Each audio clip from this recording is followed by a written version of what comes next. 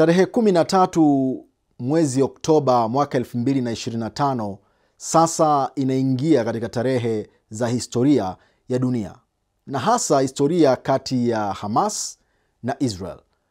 Kwani katika tarehe hii Israel imekabidhi kwa mamlaka ya Palestina wafungwa zaidi ya 2,000 iliyokuwa inawashikilia katika magereza yake, na kundi la Hamas likiwarejesha mateka 20 walio hai, na waliosalia waliofariki watakabidhiwa kwa serikali ya Israel katika siku chache zijazo.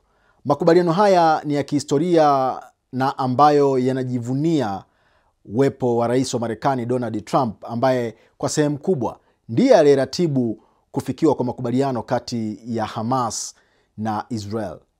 Wengi wamepongeza makubaliano haya kwa sababu moja, imemaliza vita katika eneo la Gaza, lakini pili, mateka waliokuwa wanaendelea kushikiliwa sasa wameachiwa, na wafungwa wa Kipalestina, japo bado wengi wanashikiliwa katika magereza ya Israel, lakini 2,000 wameachiwa. Hatua inayofuata ni kuona ikiwa makubaliano haya yatatimizwa na pande zote mbili. Jumuiya ya kimataifa imepongeza, ila wasiwasi bado unabaki ikiwa Israel iko tayari kuheshimu makubaliano haya.